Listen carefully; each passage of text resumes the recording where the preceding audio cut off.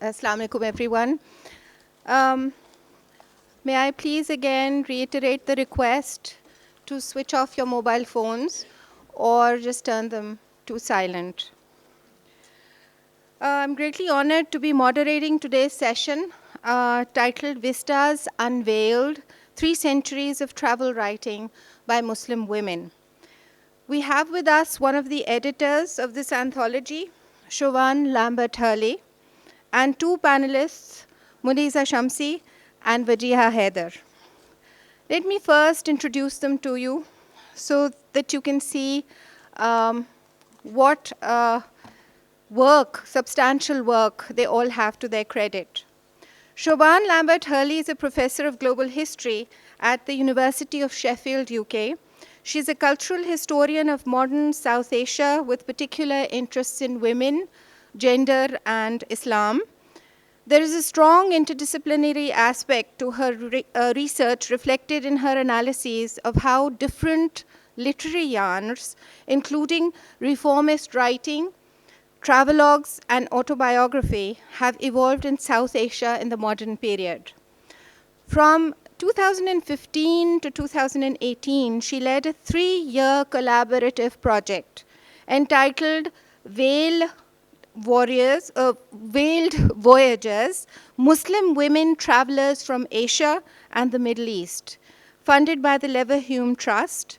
And the project's main output is the book we are here to discuss today, 3 Centuries of Travel Writing by Muslim Women.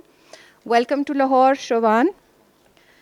Muneeza Shamsie is a Pakistani writer, critic, literary journalist, bibliographer, and editor.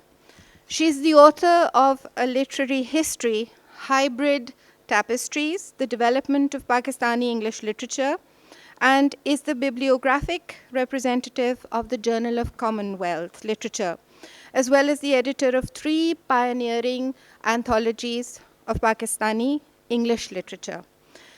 Shamsie's grandmother, and this is very interesting, Shamsie's grandmother in Lucknow, feminist and activist Begum Inam Fatma Habibullah, was the author of a travelogue, Taasirat-e-Safar-e Europe, about her journey to Britain in 1924 and is included in Siobhan's book. So therefore, her presence here will generate interesting trajectories of travel writing in South Asia. Thank you for your presence here today. Wajiha Hyder is a young writer and editor. Her essays and features are, her major areas in her essays and features are culture, books, and the publishing industry, among others. Currently, she is the editor of the books and travel sections at the News on Sunday, a local English weekly. So I think her comments will be valuable for us as we draw a thread through the various narratives that we're going to discuss here. Thank you all for your presence.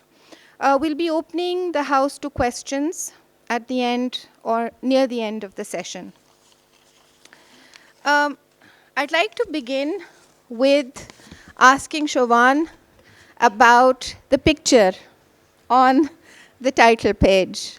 Could you talk to us a little about this? Because it was very interesting when she was telling me about it. Thank you for that question, and thank you to all of you for joining us today. It's a real pleasure to be here with you all in Lahore to be sharing this work, which is very dear to my heart, and all the more because I have Muneeza Shamsie next to me, whose own family are featured in this volume. So this picture that you see on the front of the book, I think, really captures what this book is about, which is some amazing and intrepid women who made the effort to travel right across the world. And this book really captures women who traveled right from the 17th century up to the mid-20th century. We stop with the spread of the jet engine that made transatlantic travel more easy from 1958.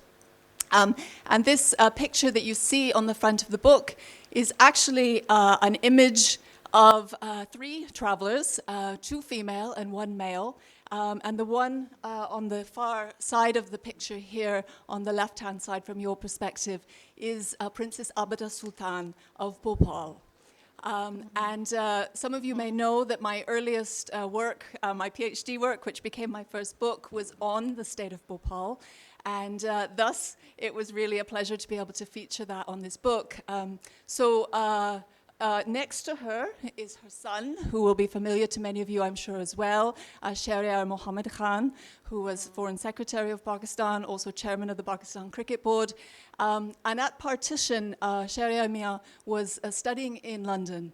So Abida Sultan went to meet her son there, and there she bought this car, which you see on the front of on the book, and she loaded her son and their belongings, and also her companion with her in the car, and they drove from London to Pakistan, and that is how she arrived in this country. And this particular picture that you see here was actually taken on the Italian Riviera in the late 1940s, and I think, as I say, it really captures the intrepidness of the women that we write about in this book. Thank you, Siobhan. This book is, I don't know how many of you have had a chance to buy it and to go through it, but it's a book, it's an anthology of travel accounts of 45 Muslim women. And it's been, all the accounts are, I think, in 14 languages, and you've had to translate them. And they are written in, various yarns. For example, we have magazine articles, there are speeches, diary entries, poems, and even book excerpts. My question to Siobhan would be, in order to initiate the discussion, how do you see these Muslim women travelers negotiating their personal, social, and cultural spaces? So maybe I'll just pick up on one thing that you said there first, which is just to highlight the diversity of these women, and then I'll come to your question, if I may.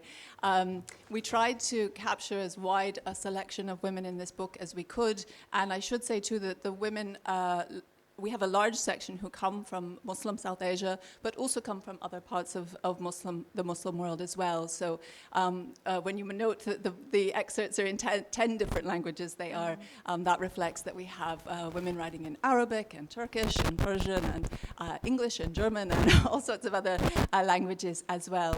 And there's a quote that we have on the second page of the book, which really kind of, we try and sum up the diversity of the figures in this book. And maybe you'll just indulge me to read that one sentence. If I can see without my glasses on, we describe them as queens, reformers, pilgrims, Sufis, wives, converts, captives, flâneurs, littérateurs, and provocateurs. You asked about how they kind of navigate different spaces, and that's really a theme, I think, that's really at the center of this book.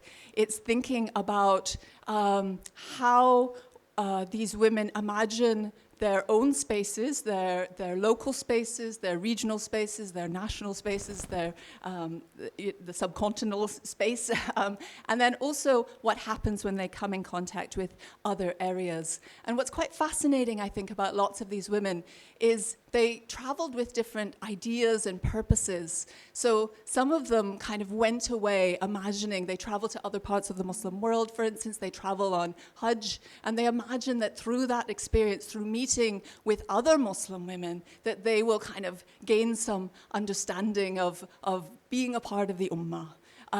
And yet what they often find when they enter those other spaces is that they have a certain discomfort, I suppose, with it. And actually, rather than kind of developing this kind of vaunted open-mindedness or sense of connection, they actually, and some of them do find that, but more often they find a sense of kind of strength in some of their own identities. And so very often we see that these women become very kind of aware of, particularly in the colonial context, they become aware of their sense of self as an Indian Muslim, for instance.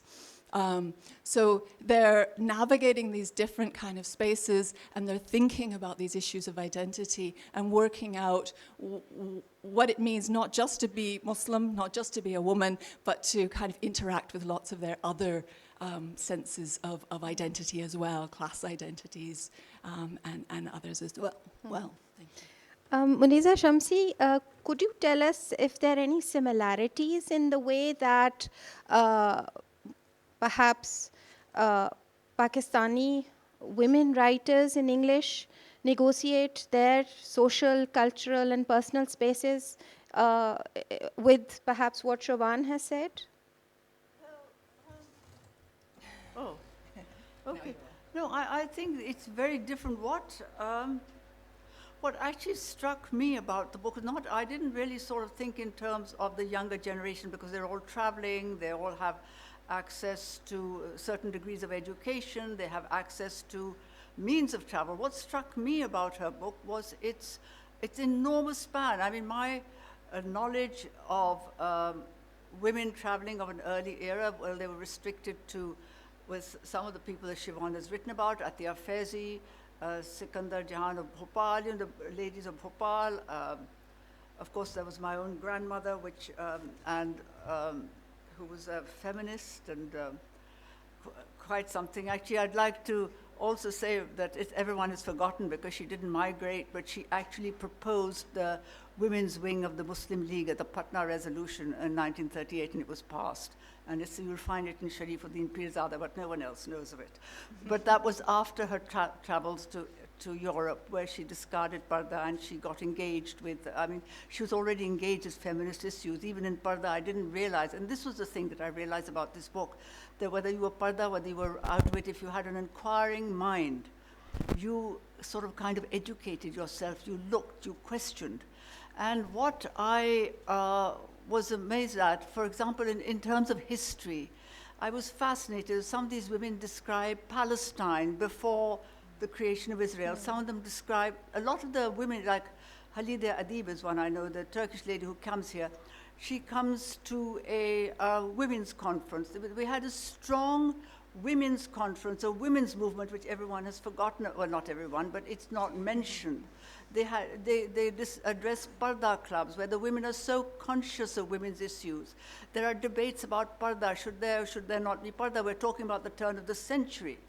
And then you have people going to, one of the Egyptian lady comes here and she makes them pass a resolution for the retention of Palestine.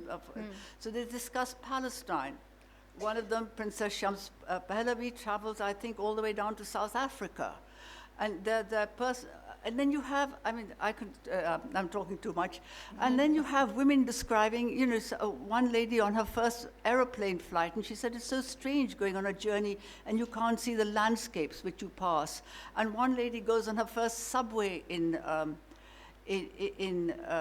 New York. So it is far beyond the subcontinent. I mean, to me, it is a genre of writing.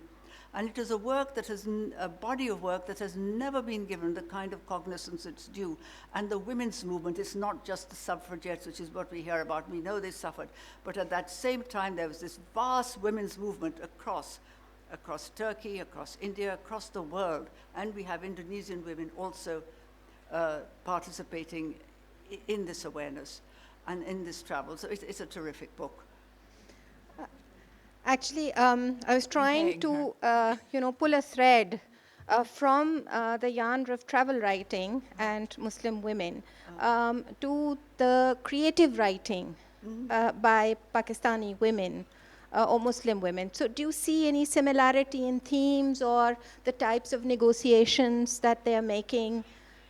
Well, South Asian poetry or creative writing, short story writing. I think of travel writing and biography as creative writing, but you're thinking in terms of short stories. I hadn't actually thought in terms of those that particular genre, but obviously it's there because the younger women writers, they are negotiating feminist issues. They are negotiating the kind of patriarchal, you can't get away from that from any women's writing.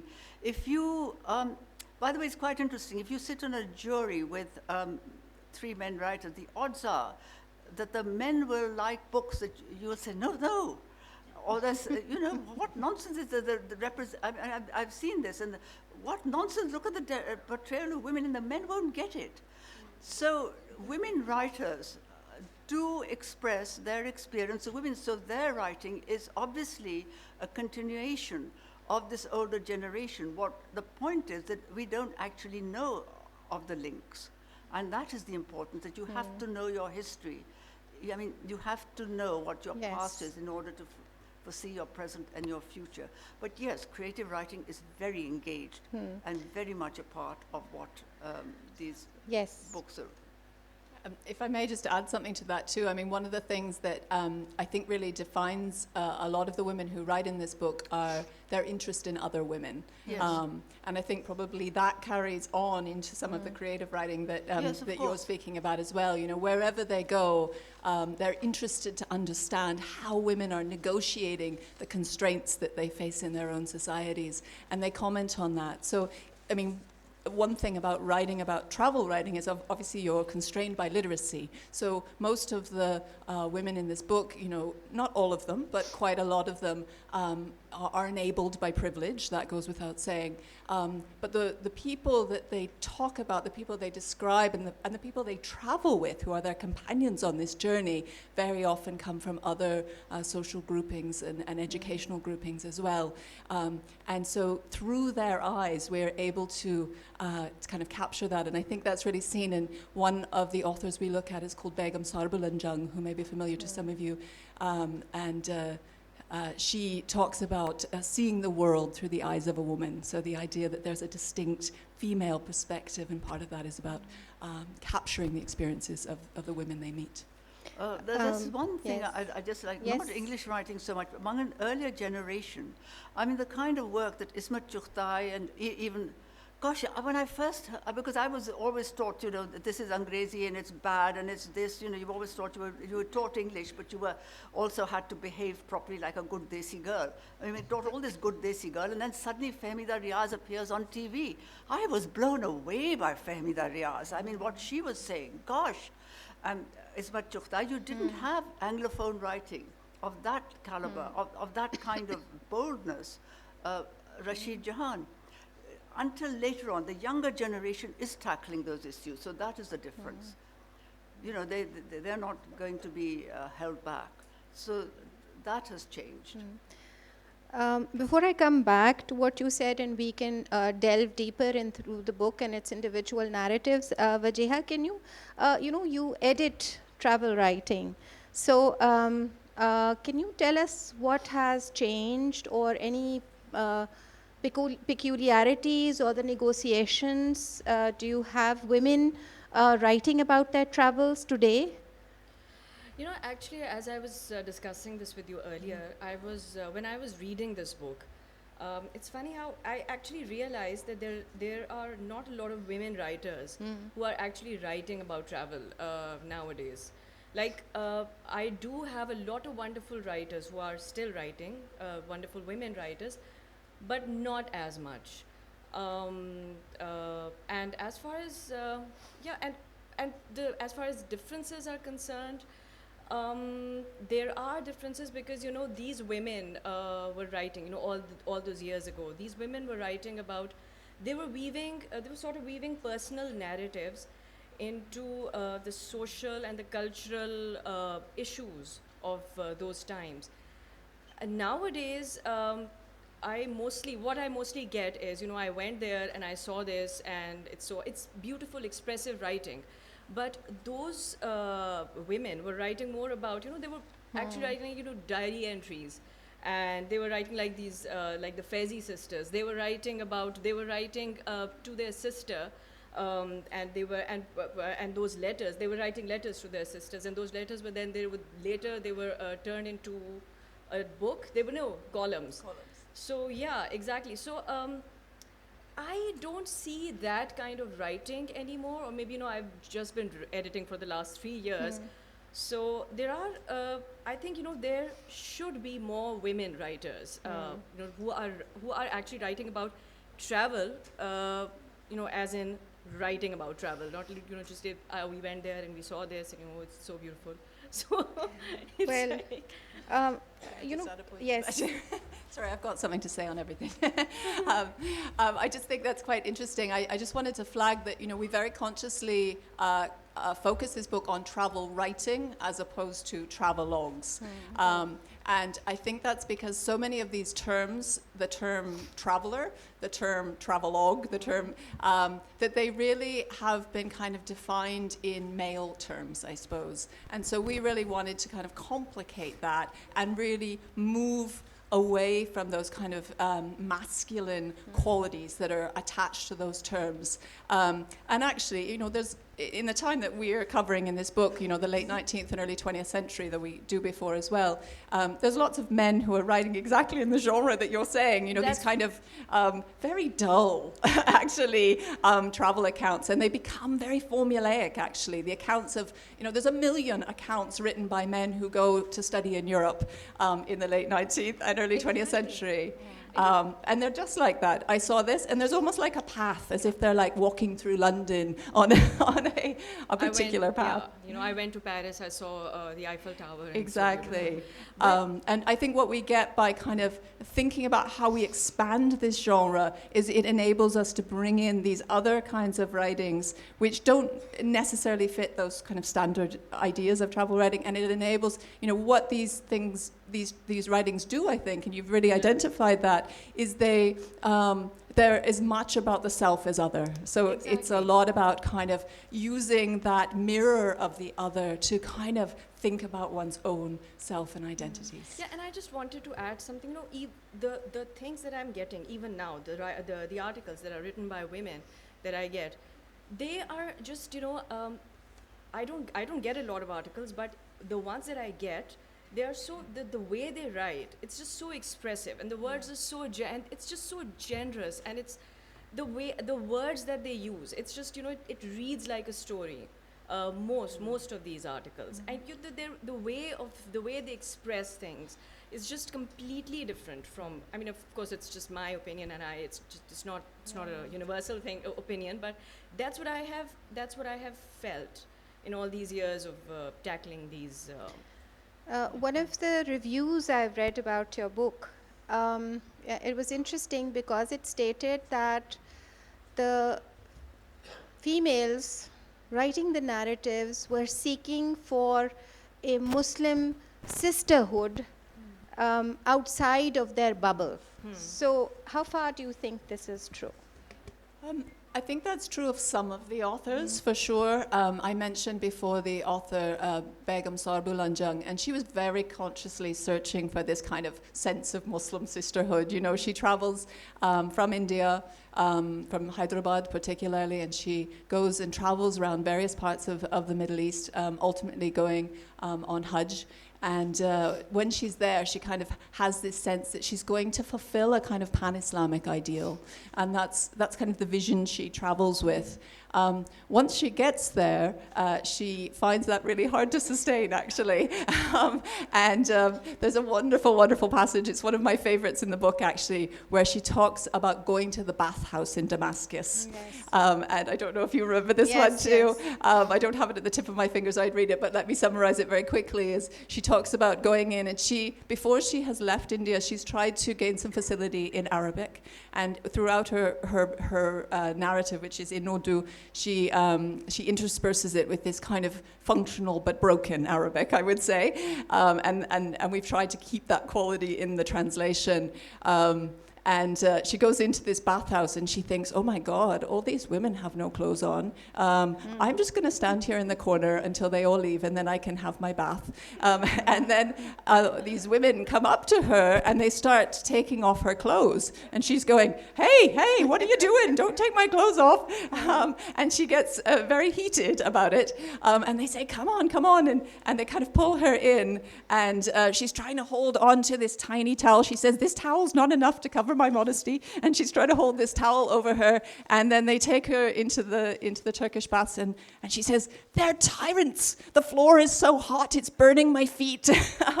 And the whole time she's just intensely uncomfortable. And these women are just very curious in her. They're saying, "Where do you come from? And why are you here?" And they're really excited to get to know her. And at the same time, they're scrubbing her and taking her clothes off. And she's just so intensely uncomfortable. And she says to them, "In India, we have baths in our homes, not in the middle of the city." And eventually she makes some excuse and she's like, "My husband's outside, I'm leaving." And she basically kind of runs off, feeling very uncomfortable about that idea of Muslim sisterhood, which she had come with. There are many descriptions of sacred journeys, pilgrimage, and these sacred spaces, but there are also secular spaces. How often do these women,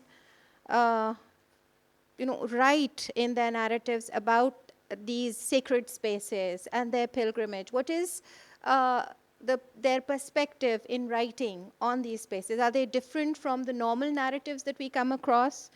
How are they presented differently in their travel writing? So maybe I can just take a moment there to say that this book is organized not exclusively by time or place, but by motivation. So why women chose to travel. And we chose that thematic organization very purposefully because, one, it sort of foregrounded women's own agency, why they were traveling, and also because it enabled comparison. So we didn't want the women of South Asia to sit apart from women from other parts of the world, and we wanted a chance to kind of think comparatively and to get people to read the book comparatively and think about, okay, are women in Egypt writing the same as women in Turkey or Central Asia at the same time? And then within the sections, they're organized chronologically. So as you rightly note, a lot of these women traveled for religious reasons, and that really, so the first section of the book is travel as pilgrimage. We then move on to travel for political purposes, and travel as education, and ultimately travel for duty and leisure. And I might have the title slightly wrong there, but that's the rough idea. These women are very keen to narrate their Hajj and to show that it is very often those kind of religious impulses that enable them to travel, because that can give justification to what they're doing. And so very often that will be the sort of first stepping stone for many of them. They will go on Hajj, and then maybe further journeys follow. And in narrating those journeys, they're very different in terms of how they describe those sacred spaces, I think. Some women go on Hajj and are so overwhelmed by the spiritual experience and describe it with such beauty and such just emotion, I suppose. You really feel that emotion captured in their accounts. Others actually are a little more like the ones we were talking about before. They're much more kind of quotidian and even mundane in some ways. They become much more caught up in the kind of, it was really hard to get from Makkah to Medina, and we had to get on this camel, and then these Bedouins came along, and so there's some of them are much more about the kind of complexities of the journey, and you think where is the emotion, where is the religious experience? I think what that all highlights is really, we brought these narratives together, but they're incredibly diverse. And really this book is a kind of mediation in a way on the diversity of Islam. Muneeza, would you like to talk about the way in which the women have talked about parda in the book? Or any other aspect which you feel is unique in terms of their perspectives on some of the things they've encountered in their travel writing? Well, or during their it travels? wasn't specific parda. Again, it's what Siobhan says, the diversity of the book. You have someone who goes to Damascus from India and thinks, oh, well, they're so European,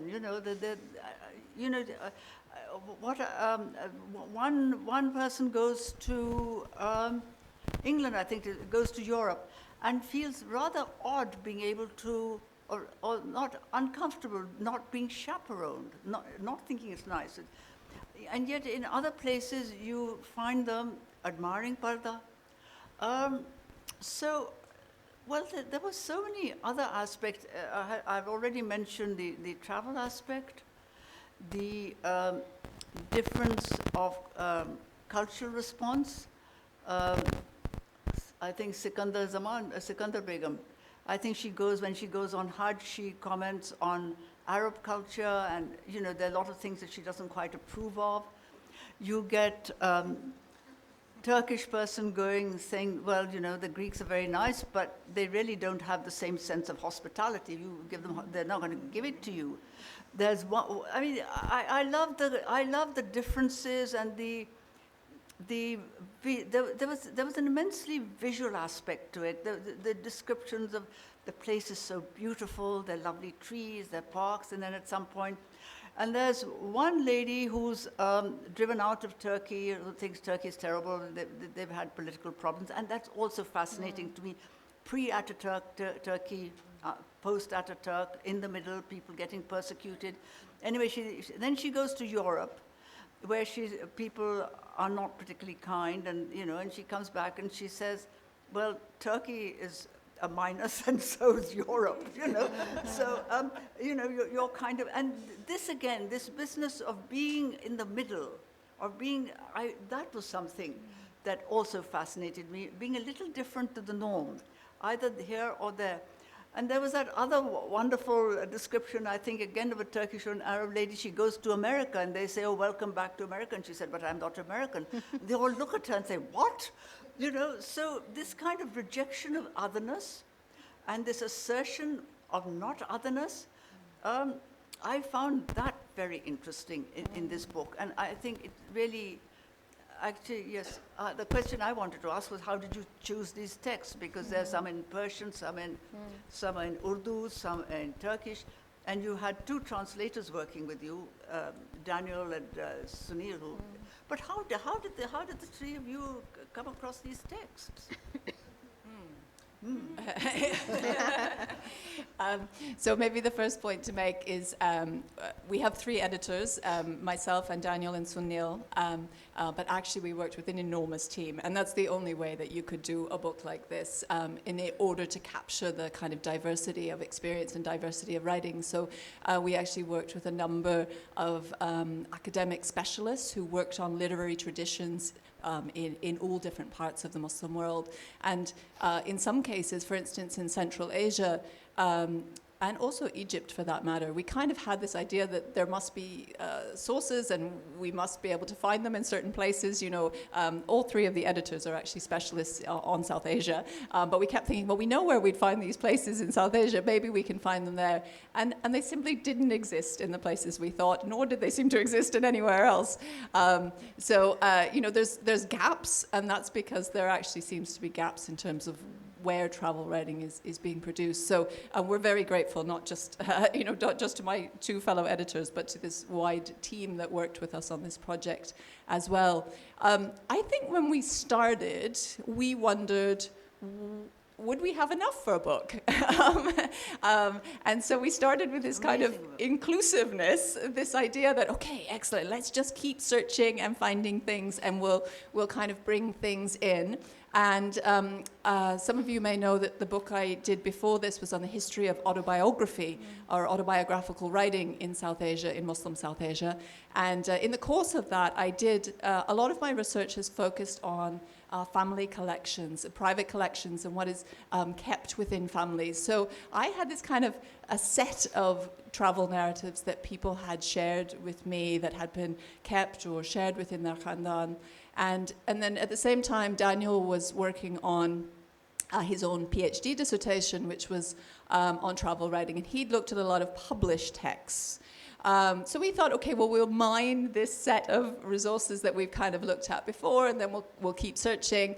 And then, wow, more and more and more started coming out of the woodwork. So you'll notice that this is a hefty tome. It's over 500 pages. It's big format as well. And that's because in the end, we settled on 45 chapters, but we could have had more. And actually, even as it went to press, people kept kind of coming to us and going, oh, you know, my grandmother wrote this, or which is amazing. And for that reason, we really hope this will just be an impetus to further work and further interest in this area. So in the end, one, we focused on kind of narratives, I suppose, that were about connecting places, mostly fairly far off places. I don't think we can say international, because there was all sorts of different kind of understandings of connections in this period. So, you know, we have one author, Noor Begum, who travels from Punjab, and she goes on Hajj. And when she gets to Bombay, as it was at the time, she feels like she's gone to a foreign land entirely. She's never seen the sea.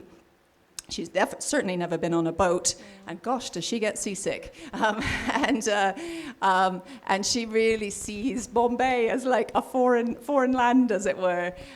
Similarly, you know, many of the women who travel from princely states into British-ruled India, they see that as a kind of crossing of a border. And yet at the same time, many women who traveled from one part of the British Empire to another, you know, they had a passport that enabled that transfer. So to them, that's not moving outside of their kind of geographical area. So as I say, I don't think we can call it international travel, but we tried to focus primarily on kind of these connections between different regional areas. And we've really, in choosing the extracts, we've kept our focus on what was the focus of these women as well, which was primarily their relations and exchanges with other women. And that's what we kind of foregrounded, I suppose. Wajiha, any particular passages or themes that leapt out at you from the book while you were reading?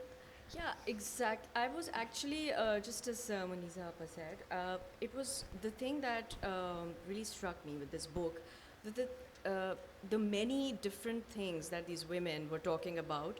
And most of these women were talking about the same place, and but the narratives were completely different.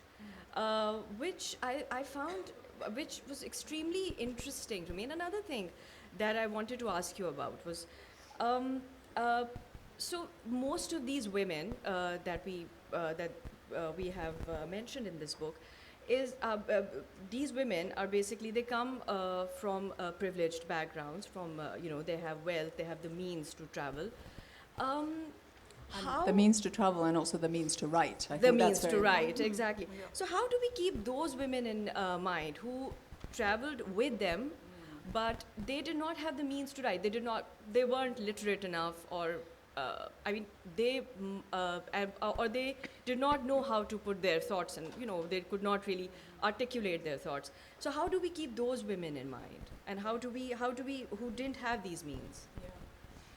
So we were very conscious of that, actually. You know, this is a book about travel writing, and it gives us a view into a certain sect of travelers, female travelers, Muslim female travelers.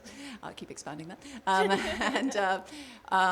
But at the same time, we really wanted to show awareness of that broader trend, and of course, very clear that, you know, as people are experiencing mobility throughout history, that women are there too, right? They're there for the journey. So we do have a section in the introduction which is called Women in Cultures of Travel, where we draw out some of those broader patterns of travel by other women. And we were also trying to be very attentive to the women that are traveling with the women who are writing, if you see what I mean. So always kind of seeking out, okay, who's with them on this journey? Did they, you know, many of them claim to travel alone, but that claim is not exactly true in many cases, because often they're traveling with domestic support, domestic help. the woman I just mentioned, Noor Begum, for instance, she says, I've been left bereft. My father has died, and I'm left to make this journey on my own. And she only mentions, like, at the very end of her poetic narrative, that actually her husband was with her. As if he didn't matter at all. So there's kind of some interesting omissions and some interesting kinds of ways of dealing with this. So we always sort of tried to kind of find ways that we could draw out those other experiences, particularly. So each chapter has extracts from the original narratives in translation. And then it also has these, what I think are really rich kind of introductions, which are biographical on one hand, but also really try to put the narratives in a historical and literary context. And it's within those contexts that maybe we're able to kind of pull out some of those broader experiences. I also shouldn't overlook that some of the women who are included in this are really very not privileged. So I think it keeps popping up on the screen behind me. But we have one traveler from Central Asia. She writes a book called The History of Immigrants. And it's because she gets caught up in the wars of Central Asia, and she's captured in those wars, and she's taken to another khanate. And there she's kind of, first of all, treated as sort of a domestic slave, and then eventually sort of married off. And she really plays very strongly. Through that process, she gains literacy, which enables her to write. But she really makes very clear that she comes from, that she's sort of the voice of the common people, as it were. And some very disturbing passages where she talks about being caught up in these conflicts and how her father literally loses his head and is left to rot in the street, and she and her grandmother are the only ones in the family to survive, and she makes her money by spinning for the next little while to support them. So there are alternative stories as well. And I guess too, within some of the families that we've looked at, we're able to capture some of those other trends too, I think, yeah. I'd like to talk a little about the readership. The public for whom they were writing, or were they writing for themselves? Because, there are narratives of pilgrimage to Makkah. Then you have letters and diary entries, such as those written by Begum Sargulang Jung, Ummat al-Ghani, Nurul Nisa, and Muhammadi Begum. They were intended only for family members to read. But at the same time, there were also important segments where you had, Dilshad, a Tajik poet, historian and teacher, who was abducted and forced to flee to Uzbekistan when her homeland was invaded. Then you also had, you have an extract from the Egyptian writer Amina Said's travelogue in India, and she discusses her thoughts on Indian cities, and she sets about correcting inaccurate perceptions of the Palestinian dilemma. Then you have Muhammadi Begum writing about colonialism. So what was the readership at the time? And did that affect the writing? And more so, Wajiha, nowadays, is there a change in the readership? And is that why we don't have too many females writing? So I think you've really captured, just in your question actually, the variety of the sources that we drew on, and how the nature of the sources changes the audience. So as you say, some of them maybe only imagined originally, at least, a readership of one or two, maybe family members. Others were written in kind of family journals that might have been circulated within a khandan.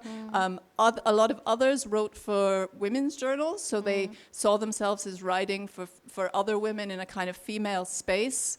And so that very much influenced, just to kind of answer your question there, influenced the kind of topics they took up. So they tried to take up things that they thought were of interest to other women. And then others, we have, I think I mentioned already that our second section is called Travel as Emancipation in Politics. And those women were using the form of the travelogue really to spread a political message. And that might be a feminist message, but equally it might be a nationalist cause or indeed a communist cause. So we have a number of Indonesian women who traveled to the Soviet Union in the early 1950s, seeking understanding of Soviet communism. And they really are using this form to kind of broadcast a message far and wide. So I can't generalize on who the audience was, but I would definitely say that it influences the writings themselves and the kind of topics that the individual writers address. I have a question for all three of you. When I was doing my research, yes, yeah. I'm keeping her on track. In a lot of Muslim travel narratives, we have the male traveler as a rihla figure, a talib ilm, a seeker of knowledge. What is the adab-e rihla, Islamic yarn of travel writing, and how far do these narratives deviate from it? What about the Muslim female travelers?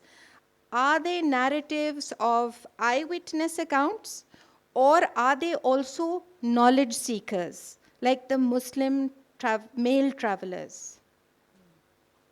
Do you want me to answer? Yes. And I feel like I'm doing all the talking, but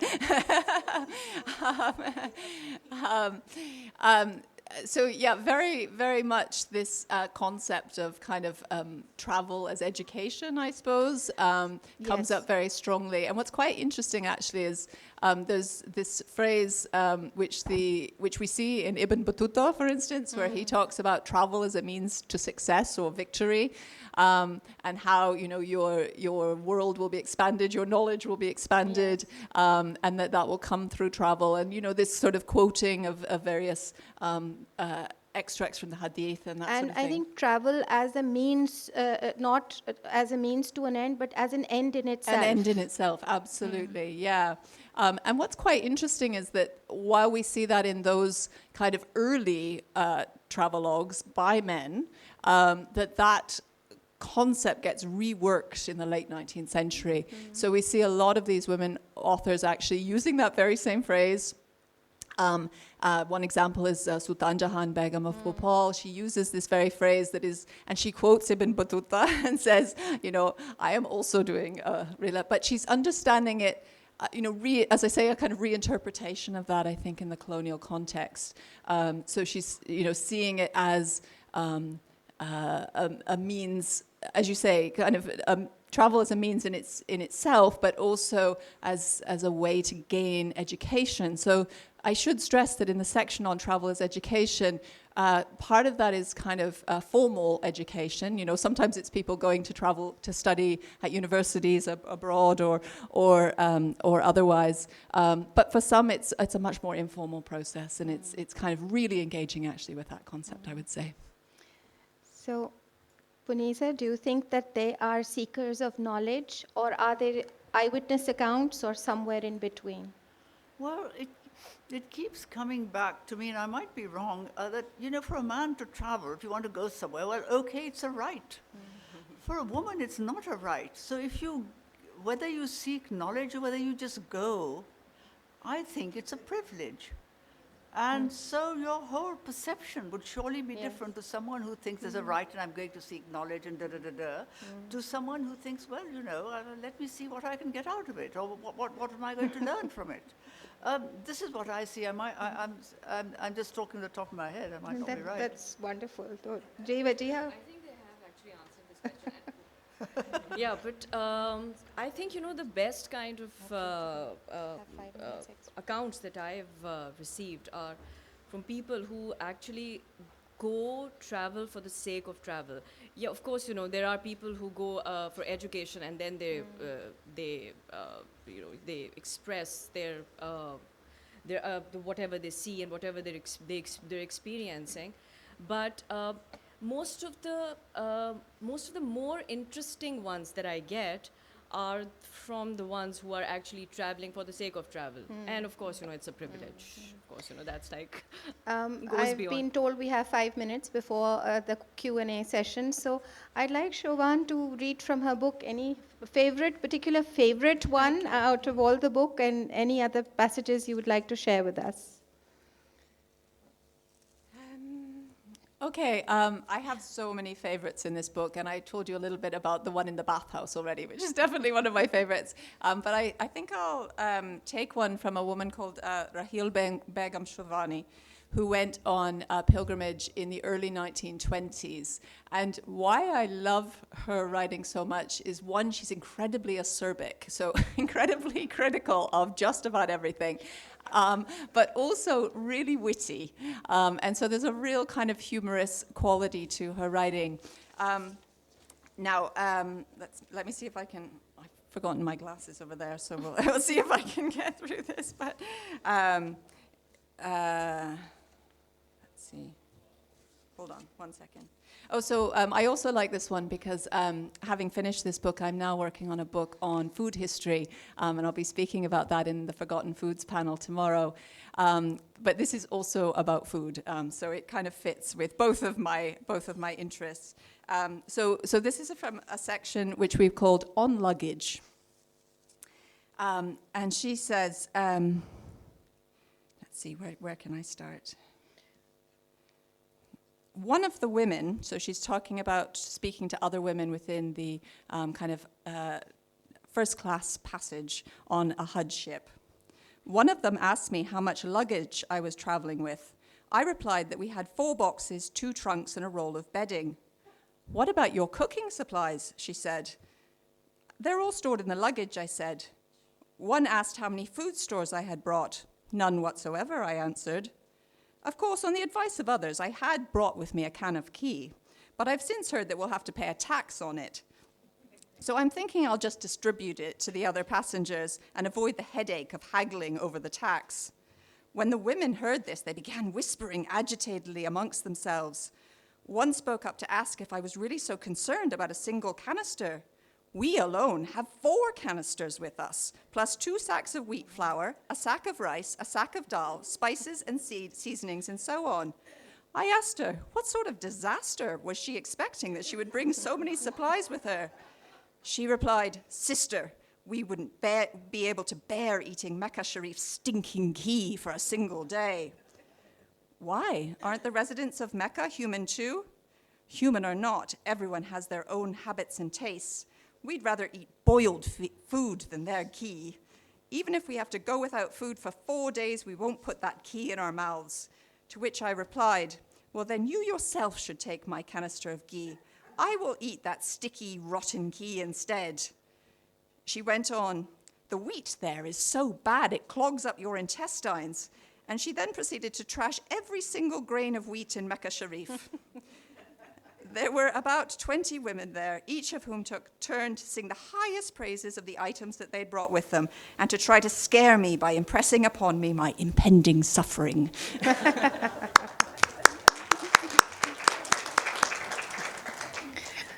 We can take some questions from the audience. Yes. Can we have the mic here, please?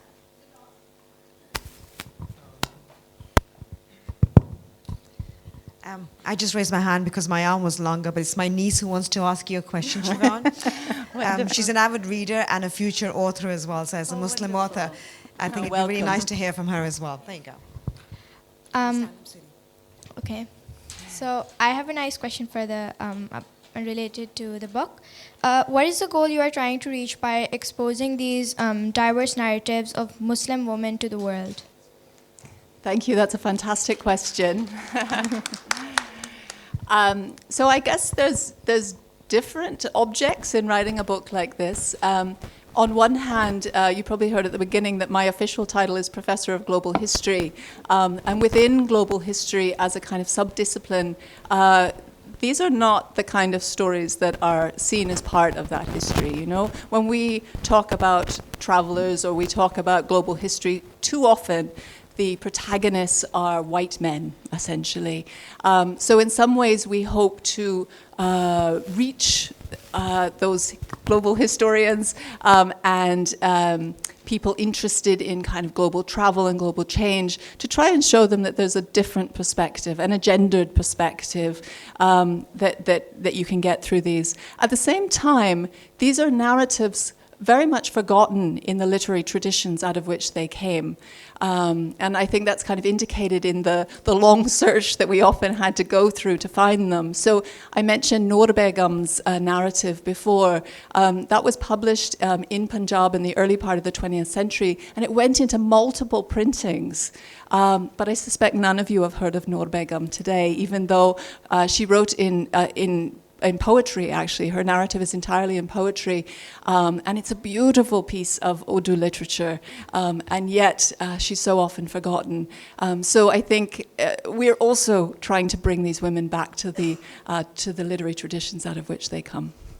I think we have another question here.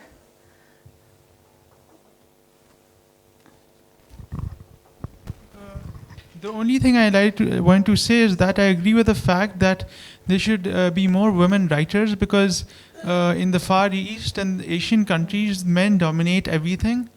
And there should be more women writers, and we should encourage them to write and flourish. Thank you. I'm hoping by bringing to light some of these historical examples that it will provide models and inspiration, maybe for a new generation of writers too. Like the young girl. We have some questions there, and then here. Here, G. Yes. No, I just was curious because I don't know whether you got Ruqayya Sakhavat in this book, but I saw a picture of hers.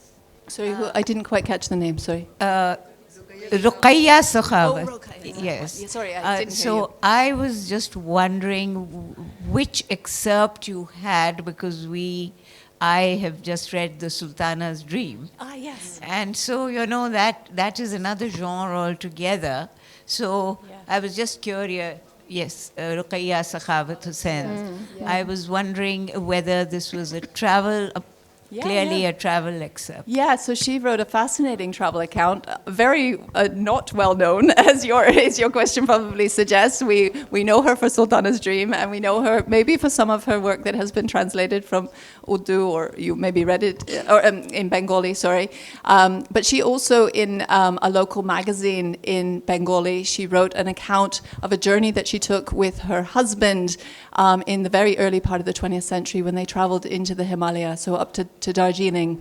And it kind of goes back to what I was saying, in that for her that was quite a foreign space. And she talks about kind of the traveling on the little train that you take up, the single track train up to Darjeeling and stopping along the way, and her experience of traveling with British memsubs on the same train, and how they would stop at the different stations and interact. So it is, and I don't know if anyone has really drawn attention to it before, and that really kind of exemplifies many of the pieces in this book, that this is a really rich source of unusual narratives, I would say. I think we have time just for one more question. So, G.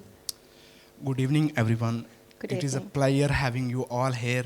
And although one can draw a lot of conclusions, but to make it more clear, I have a question that if you could draw some parallels or differences between the writings in 19th and 20th century and the modern feminist writings? I'll leave that to you too. I stop in 1958.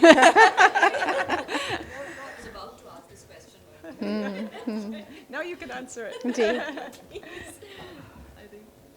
Well, I mean, in a way, it's a different world, and yet in a way, it's a continuation, because on the one hand, you've got social customs saying that you can't do this and you can't do that, and yet these women go and they explore, they break these boundaries. And among the 21st century, you've got a lot of young women who are perhaps allowed to travel, and yet they still encounter prejudices, they encounter social customs, they encounter all kinds of differences. I can't offhand think of a 21st century feminist narrative, because I think younger girls in the 21st century, at least in Pakistan by and large, but there must be many, who've got more freedom. But you know, Atiya Begum, at the turn of the century, how many people know that at the turn of the 19th and 20th century, Atiya Begum goes off, unmarried woman, in her 30s, how old, I don't know how old she was. She was 29 at the time. At 20, she goes off, a young unmarried woman, to go to the Lady Maria Training College, to go to a university in London, all by herself. And I have known many instances of, certainly in my generation, of young women who were not allowed to go to universities because nobody would marry them, or because, you know, one of my friends actually said, she overheard this young man said, "Oh, I won't marry that girl, she's been abroad." Good God, you know, so there was this kind of thing. And so the 21st century, there must be young women who still confront this. So the ones who are writing, at least in English, are those who have had the opportunity at least to take advantage of education. Today, at least among the professional classes, people give the boys and girls the same degree of education. They even let the girl have a career. In the old days, say 20, 30 years ago, this was not the norm.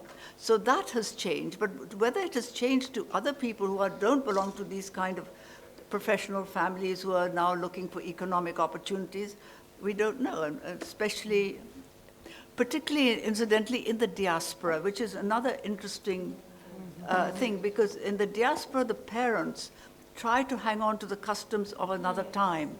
So they try and impose on them customs that are no longer applicable in modern Pakistan. Very true. Very true. So it's a kind of interesting thing, but to read these books means that you should see what people in the past did, so to know that what you're doing in the present is not unusual or not rare, and that you're just a part of a continual process. Thank you. Can I just add one tiny thing to that, which, sorry, I've always got something to add. Just to say, I mean, reading these narratives, I think sometimes they'll feel very like the past is a foreign country, that these women were experiencing different things than maybe that we do in the present. Sometimes these things will be recognizable, or maybe they'll be recognizable to maybe stories you've heard from a mother or grandmother or great-grandmother. On other times, the narratives are just very human, you know, and you can read them. And I think there's one by a woman called Mohammadi Begum, who I had the pleasure of meeting her granddaughter last weekend, actually. I'm a mother of 2 children, and she writes about a train journey that she did with her infant child from Bonn in Germany to Oxford in London on her own with this child. And she narrates, like, the difficulties of traveling with that child, and in quite intimate detail. You know, she says, "How do I go into the toilets and have a wee while holding the baby?" You know, these are maybe the sort of things that many mothers have experienced through their experiences. So, you know, there's a certain frankness, which is obviously clear in that anecdote, but also a certain level of humanity that draws us to these women and their stories. And I think that makes it a journey that we want to go along with them. Thank you. You've been a wonderful audience. Thank you, Siobhan Lambert-Hurley. Thank you, Muneeza, Shamsie. And thank you, Wajiha, Hyder, for being with us. Thank you all very much.